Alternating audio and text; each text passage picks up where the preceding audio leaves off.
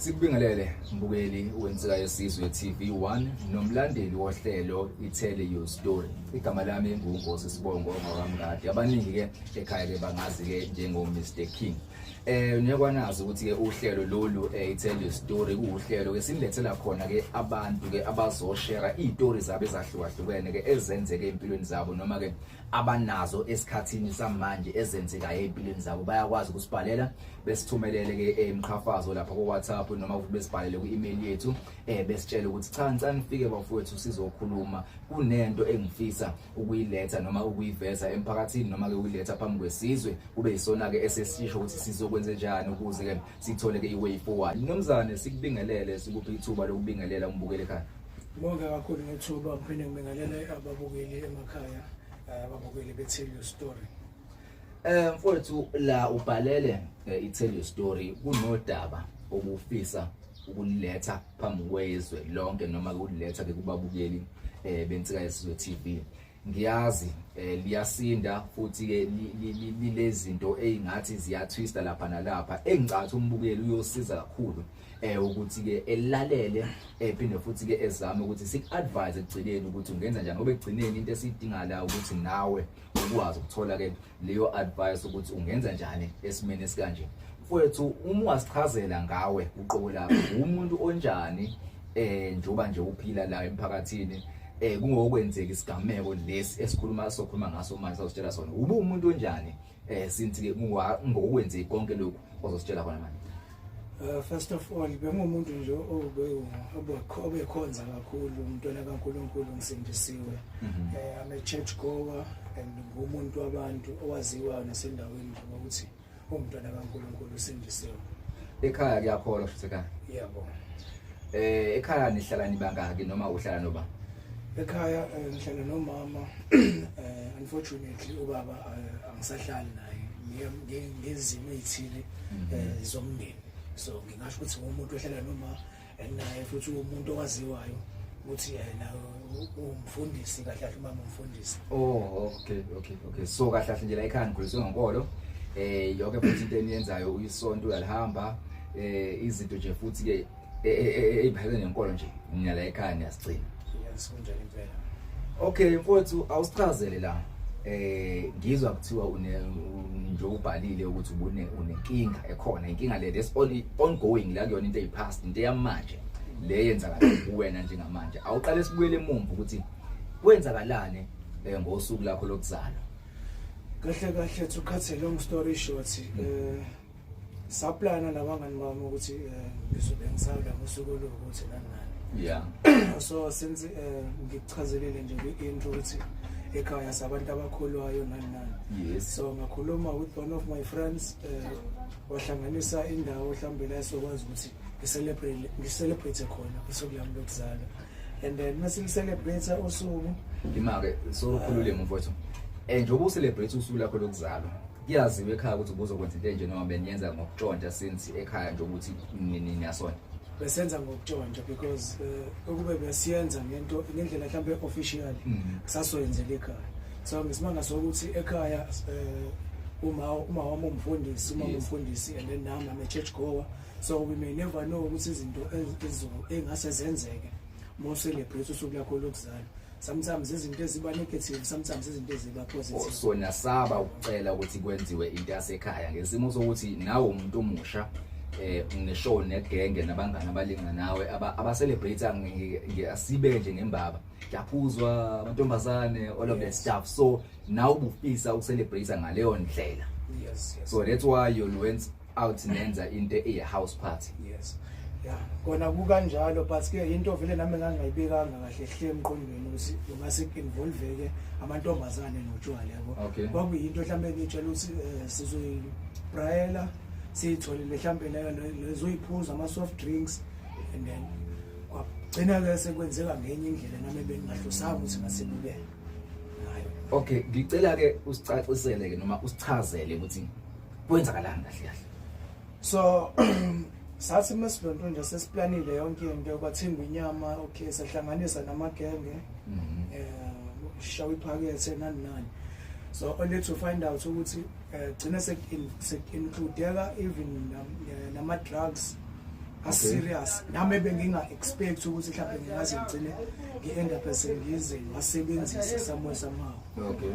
So ngathi ngiphaphama empedeni ngakusasa ekuseni ngivuka half naked la esayidini khona amantombazana awu2 nawo naked and then wait isekuseni okay ubusuku nje kube out nje naphuza kwamnandi ezinto zenzeka then ekuseni you wake up wa blackout or awazi kwenzakalani but you wake up nalamantombazana amabili because lokho kwenzeka nje ngaloba busuku angikukhumbuli ngiyabe ngiqamba amanga mina ngize mhlambe khona engikukhumbulayo athi nje ngathi mengivuka ngakusasa ekuseni ngezwe ikhanda liyaduma nani ngivuka khona amabhang lana yabona nawa namantombazane ngiyabluza ngiyacruiser about 3 la embedeni and then abantu esasihlezi nabo kugcwele amabhodlela la yabona nje. So this is not a scene ojwayele ukuvukela kuyo, so awuyena umuntu ophathi oshama phathi, so this the scene ovuka kuyo njengamanje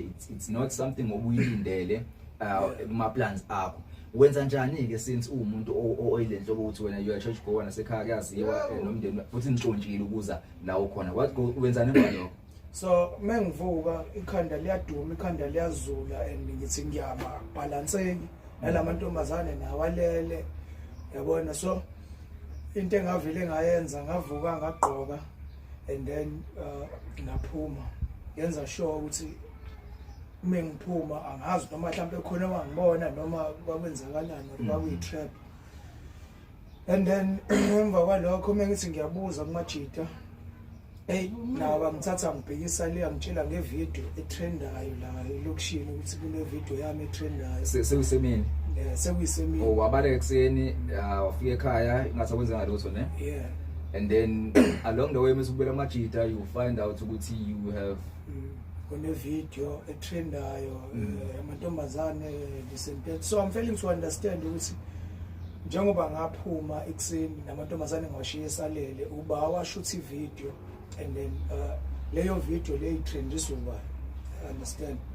Okay just to ubeka umbukeli noma to keep umbukeli on speed encwadini you said I video eyasebusuku. Yes right, I video yenziwa ebusuku yenziwa ubani? Angeke ngize ngazi ukuthi yenziwa ubani because mekuvela kwi video yabona nje uyabona na ukuthi lento abayenzayo into engingekho kuyona yabo, so nje bayayinikela and then bayashintshana ngayo ivideo ozongishutha osekuyigame yami understand. So this actually turns into a scene esingasho ukuthi asikubeke nje sithi ngokwakho you are actually wadlwengulwa kwase kwashuthwa ivideo udlwengulwe namantombazane, singayibeka kanjani? Yes singayibeka kanjalo to a point ukuthi asimese sengithi ngizama ukuthi ngiyibuke le video ngicabanga ukuthi mhlambe ngihambe ngiyovula icase and then anginayo evidence engaso mhlambe like iyona evidence le ekhona ngithi ivideo but the fact ukuthi wena uyayenza lento eyenza kwivideo, so yini kwenza ukuthi wena ungayithatha ivideo uye nayo emaphoyiseni? Uyasazi nawe isithunzi so umuntu wesilisa ukuthi sidicileleka phansi sinome kanjani, so ngike ngathi ucabanga ukuthi mhlambe ngizosimeka ukuthi ngiyayithatha ngiyise emaphoyiseni gcina iphenduka ijoke understand abengayithatha serious bengibuke mhlambe nami njengesiyoyona nje noma understand yabo. So and uyabona nawe kwi video ukuthi amantombazane ayayi-enjoya lento ayenzayo nawe khona lapho. I'm sure you actually enjoying yourself. Ivideo ngitheme ngiyibuka mina ngokwami I would say now was enjoy. I was under influence of alcohol nama drugs now. Yona nkinga leyo yabona ngadrugeka ngadrugwa and only to find out ukuthi labantu laba badume kabe elokishini abantu abaziwayo phela, abantu abaziwayo ukuthi abanye bayidayisela ngemzimba and bajola nama gangster understand. So imake just to clarify futhi kumbukeli ngizoloke ngimbeka on track lento ngithi kuyilungisa la noma ngimcacisela la mesikhuluma ngomuntu wesilisa police station eyokhuluma ngecala ecishe lifana leli lokuthi yes wakwenza kwakumnandi kuphuzwa kumnandi wadragwa umuntu wesifazane abantu besifazane bathathu if because khona wenza ivideo ngithi khona wenza nokushintshana abawu2 abavelayo oyedwa wenza ivideo so labantu bebathathu that means you are drugged and nenza ucansi lolu angeke ngazi threesome noma yini sizoyibiza nge-threesome because babili nibathatha empedeni oyedwa uyashutha so mekwenzeka lokho awazi wena kodwa kwi-video you are actually enjoying yourself because vele under the influence of drugs angeke unga-enjoy now inkinga ungemaphoyiseni nale tape njoba usho nawe ukuthi kungenzeka ingahlali kahle kubona ube inhlekisa mhlambe noma into esifuna ukuyazi iyona ukuthi wenza njani wena ngale tape le i-tape ngazi mengiyibuka la bangineka because vele into trenda all over understand abanye nabo bayangifowardela ngicine sengimuva even nana la ngihlala khona ingakho la manje ingakho nami ngilana nje ngicashile ekhaya bathi ekhaya ngize ngashintsha even nanenamba because angakayidlulisi lento angakayamukeli futhi understand ngeke ngacabanga kaningi ukuthi mhlambe ngiyilengise ngabe nga-understand ukuthi ukuyibulala kuyona isolution so sonke sidlula ey'ntweni ey'nzima kuningi okwenzakalayo nani ey'mpilweni zethu so okunye okwenzakalayo labantu laba if kuthiwa mhlambe ngithatha esinye istep abantu abajola nama-gangster understand once ngathatha i-step mhlambe serious ingase kuthiwa ngiyovula i-case kunabantu baphila nabo bonke abantu abekho abantu abangabazi so impilo yami kahle kahle nami ngiyacabangela because isengcupheni ingakho ngibhalele i-tell your story ngaso lesi story sami bese mhlambe yiphi solution ababukela amakhaya abangakwazi ukuthi bengisize ukuthi way forward ukuthi ungenza njani to handle i-case efana le okay amaphoyisa kuwena akuwacabangi ngesimo sokusabela isithunzi sakho nanokusabela ukuthi mengathi uyafika khona ugcina uhleko I heard you say singokongeni ohlelweni basa contact amantombazane lawo athini kuwena since usakwazi ukuthola ukuthi ayakhuluma noma kunezinkulumo ezikhona zithini lamantombazane lawa cause ekhaya kahle kahle ngingasho ukuthi kuncane singathi sishoda ngakho so if engicontact amantombazane ngitshela ukuthi kuze ekwazi ukuclearisha igama lami emphakathini angwanikeza imali so ayigagulile iprice ayigagula ne-amount yaleyo mali ayifunayo so the problem engifisene nayo ukuthi nami senze ngumuntu ofola ngaphansi kwesandla somzali akukho izwe ukuthi ngihlanganise leyo mali leyo because yabaza izokusiza ngani into yokubakhokhela isithunzi sakho because ivideo iphumile you can't delete ivideo kuyona ku social media if usobanikeza imali bathi bona the reason why becindezela noma benza into abayenza because it was a plan obviously iplaniwe lento ukuthi nakini kuthiwa ni ngcono or something ngizwe usho kanjalo ukuthi ekhaya njoba ngibonile ekhaya nami futhi ngibona cha kuphilwa kahle so lento yenziwa ngeplan yokuthi wena ufuna ucenzela wena phansi uphinde futhi uqhathwe nomama because ngathi nomama niyaswana that's true so into engibabuza yona ukuthi njengoba ivideo isi viral egcwala all over so yiphi plan eninayo for ukuthi niclearishe igama lami so bazophinde benze the very same video whereby bezobe sebechaza istory sabo ukuthi yini eyayenzakala that day kwakwenzakalani because nawe ngicabanga ukuthi ubuthi uyayibuka ivideo so mebezama ukuthi beyifake esayidini eli-right akuveli ukuthi kuyenziwa lokho because it's blackmail ekugcineni kuyafana nokuthi basakuscama or basenza ubugebengu because ekugcineni bakudragile to benza ivideo sex tape yakho ukuthi bekwazi ukuthi wena bekucindezele ngayo ukuthi ukwazi ukubakhokhela, still that's a crime even if kuyikho ukuthi basazama leyo ndlela leyo. So angazi kumbukeli yena uzodecide. Mina ngokwami I think you still under ekutheni kusayicrime kwayikhona ukuthi bathi khokha bazoclearisha igama lakho. So if kungalungiswa le ndaba yokuthi laba bantu laba because bayaziwa amagama aqoqwe nqoba beza bona noma sibabambe because nakhona futhi banabantu ababazi abadumile noma abasatshwa endaweni. Yes, so labantu laba mbukele ekhaya mina ngokwami I still see them becindezela kakhulu umfowethu la since sephumile ngisho kuhlala kubo. Umama esontweni usame kanjani usaya esontweni? Yabona nje even naye une trauma because mengithi ngiyazwa ngazi kuthiwa washawa i-stroke disentery because yahamba leyo video leyo yagcina isifika emehlweni yakhe nasezandleni zakhe. Understand ayikho into ayahlali phansi i-social media piece. So nami lezo zinto lezo zangenza ukuthi ngigcine sengibaleka to the point yokuthi it's been 2 months ungahlali ekhaya. Yeah, understand. So angeke ngize ngi-understand ukuthi situation ekanjani because even nanabantu angisathembi umuntu because ngingathi mengikhuluma nomunye umuntu bese mhlawumbe akahambe yongicheckele ekhaya kubo yena mhlawumbe uzogcina esho ukuthi ngikuphi nendawo. Uyayazi technology yamanje ukuthi advance kangana.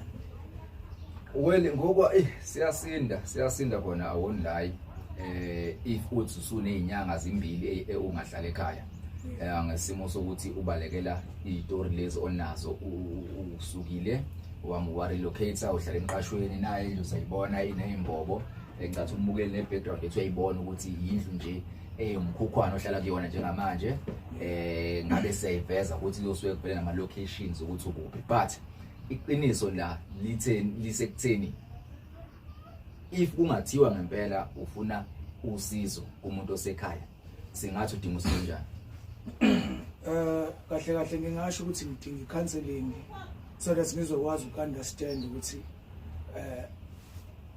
i-situation ekanje engifesene nayo ngingakwazi ukuthi ngiyisolve kanjani, ngingadlula kanjani kule pain, ngingadlula kanjani kule trauma, ngingenza kanjani, ngingaqhubeka kanjani nempilo because destroy image, destroy ukuyithemba, destroy even nanabantu abebengi-respect, even my family members. Yeah. Nabo angazi even nane community ayisangibunga le ndlela ebijwayele ukungibonga ngakho. Yes. As a church goer, a worshipper and ingane yamama umfundisi izotholakala emanyaleni. So counseling iyadingeka nanokuqeda le masuicide thoughts onabo. Yes. Okay, counseling iyafuneka. So ingaqala ngisho khona umbukele ekhaya. Yes. Ukuthi kube yena osho cha mina kube kuwena bengenza nalokhu because nensika yeso TV1 izongenelela edabeni lakho nayo uhlelo tell you story sizokuzamela ukuthi sizame ukuyibuka le ndawo in a legal form kind of way ukuthi sikwazi sizame ukuthi sibuyele back emzileni weka law sibheke ukuthi ingalungiswa kanjani because ekugcineni this is a crime.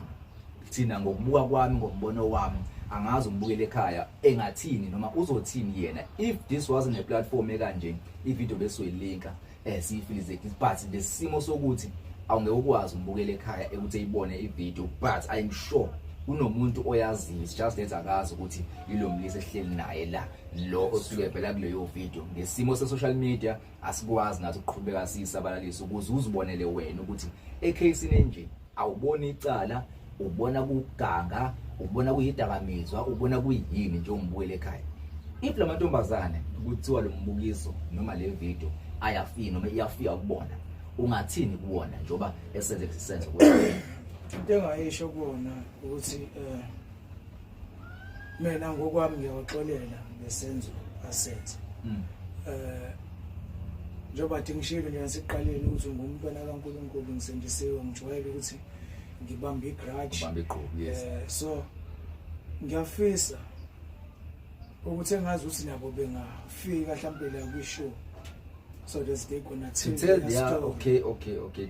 Xolisa because la there's no sides akasakwazi ukusho istory sakho umuntu. Sefanele exolise manje because ekugcineni njengoba ngisho ukuthi yenziwa ngenhloso lento yenza kuwe. Yes.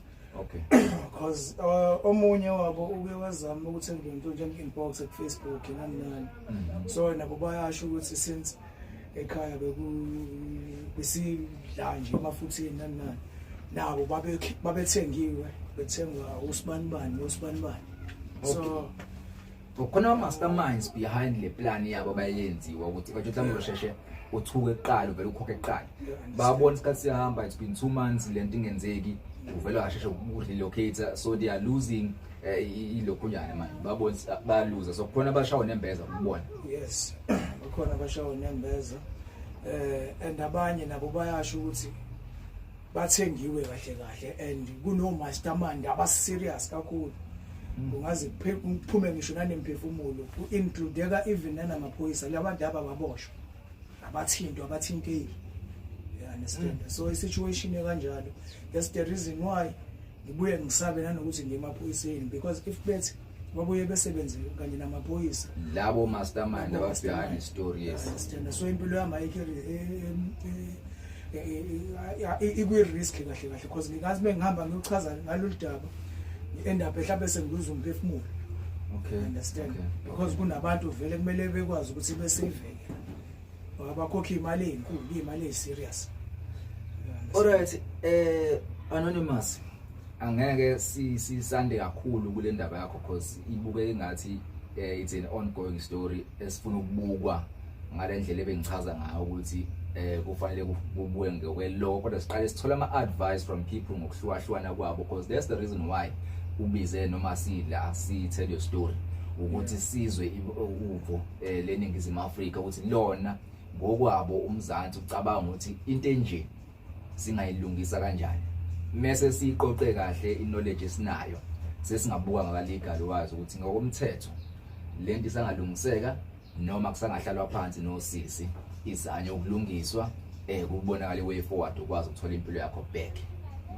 so kahle into esingayisho umbukele ekhaya uma le case ungayibuka ngandle ngicabanga ngayo mina njengomuntu oyibuka ngaka legal case if lento benzeke umuntu wesifazane ngabe lo mlisa kaboshiwe na owathatha ivideo noma laba ababili ababebhizi ngaye kuleyo video leyo ngabe baboshiwe na so lento kufanele siyibuke imbukele ekhaya ukuthi idalwa yini ukuthi ama case rape because this is straight rape straight yahamba futhi ne blackmail ama case akanje kubantu besilisa why ebelighter abantu besifazane esinde ama case abo acishe fana nalawa because this case isikhuluma ngayo njengamanje it's completely rape ehamba futhi nokusatshiswa phakathi iphinde futhi ihambe nokublackmailwa so umfowethu the reason why ethi uyasaba emaphoyiseni yikho lokho ukuthi uyasaba ukuthi case yakhe angeke ithathwe serious budalwa yini mbukeli ekhaya so into ongayenza manje